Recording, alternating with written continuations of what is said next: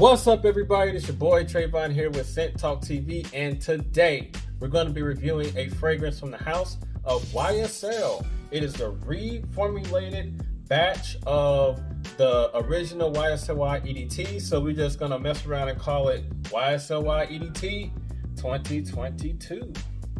If you are familiar with the YSL Y EDT bottle, it's the same bottle, nothing's changed, but you do get like a slight little blue tint of the juice.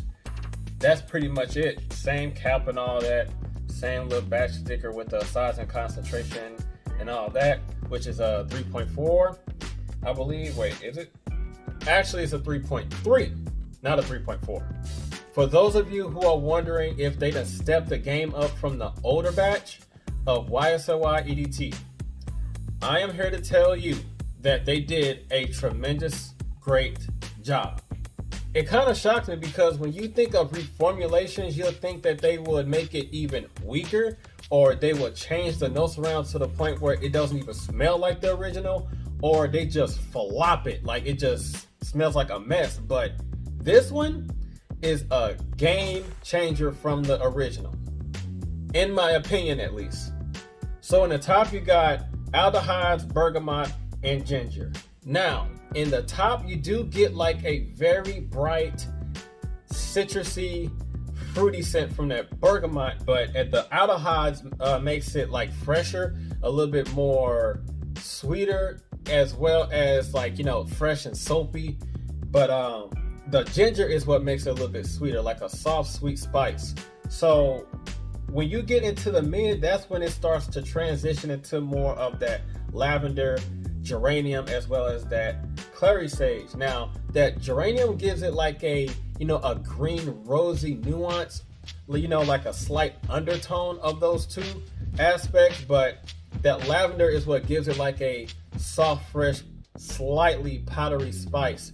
But from the top, the aldehydes and the ginger is what transitions into the mid, with the bergamot kind of taking a step back in the back seat a little bit because it's not really too dominant. What I really get is the aldehydes and the ginger. Bergamot is still there though, but it's not as dominant as those two, at least in the top. The clary sage in the mid makes it a little bit more soft and sweet green herbaceousness with the geranium and a clary sage combined. Then the lavender makes it a little bit more soft, green, powdery herbaceousness as well.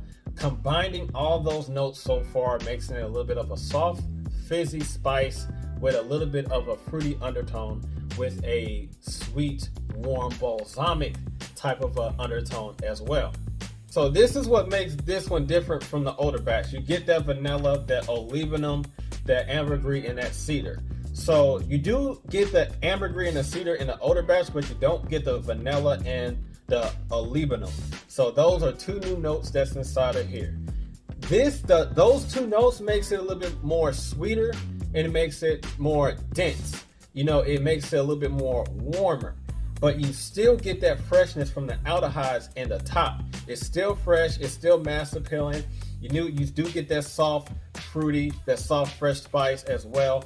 But the vanilla makes it a little bit more creamy, sweeter. The olibanum, however you want to pronounce it, makes it like a balsamic, warm, soft, fruity accord, mixed in well with that vanilla. The ambergris, you get that little bit of that salty accord, and that cedar, you get those woods in the background. In the base, you just get that olibanum and that vanilla, which in my opinion is what makes this, as far as the longevity, last a lot longer than the older batch.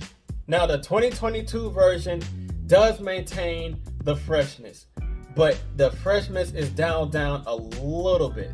So they add that vanilla and that olibanum, I think, in my opinion, to add a little bit more longevity so it can hold and maintain that scent DNA that we all love so much in the older batch into this one. So to make it simple, this is more sweet, creamy, more dense, has like a sweet density, and the older reformulated batch is just more fresher, a little bit more lighter, mainly more spring and summer oriented. This is spring and summer oriented as well, but it added some notes, which is that vanilla and that olibanum. It makes it more suitable for fall and winter time as well. Awesome job that they did with this reformulated Y EDT. They did a tremendous job. The longevity was quite nice. A great improvement from my skin compared to the older batch. I got a good 6 to 7 hours for projection. That was good within an hour, a solid hour actually. Then it set close to the skin after that. Not too close. Still maintaining a nice scent trail and a nice scent bubble. They just did a tremendous job. Now I still do like the old batch. Don't get me wrong. I still like it. But this one done boost the whole character of the old batch up a lot. Very versatile in seasons, very versatile in all ages. Anybody can pull this off. It's not too mature for the mature crowd to pull off. It's basically in a range of, you know, the youthful to middle age. But the mature crowd can pull this off. If you like it, rock it. It doesn't matter. But yeah, once again, they did a great job with this one. Now, let's get into the comparison of the old and the new. For those of you who care about the bottle and the juice, the coloration of juice and the bottle and stuff like that, not too different. You know, it's not too different. It's just that this one, is compared to the juice, is a little bit darker than this one. This one's a little bit lighter, but overall, same bottle, same cap and all that, you know, got the same sticker at the bottom, and you got the same little Y logo on the side. Wait a minute. There you go, the same Y logo on the side. You know, bottle's still the same. So, final thoughts. This is obviously, like I said before, 2022 batch is a great step up from this one. This is great. Both of these two are still great, but this lasts a lot longer. The vanilla and that olibanum, however you want to pronounce it, makes it a little bit more longer lasting. This one is just fresher, a little bit salty and fruity from the ambergris and fizziness from the ginger and stuff like that. This makes it a little bit more soft, fruity spice. You know, still mass appealing. It's just a little bit lighter, a little bit fresher. This one is a little bit more sweet, creamy, and has a little bit more density when in terms of, you know, longevity and stuff like that. I wore this in a high heat and it did not become cloying at all. It's still, because it still has that freshness.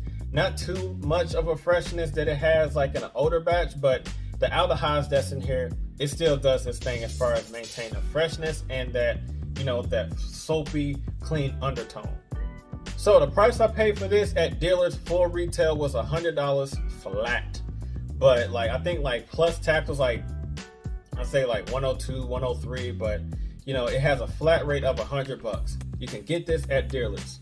So that's all that I got for Scent Talk TV, ladies and gentlemen. As always, you know what to do. Like, comment, share, and subscribe. Hit that notification bell so you don't miss anything. And I will see you guys in the next video. Be safe out there and be blessed and have a good one. I am out of here. Peace.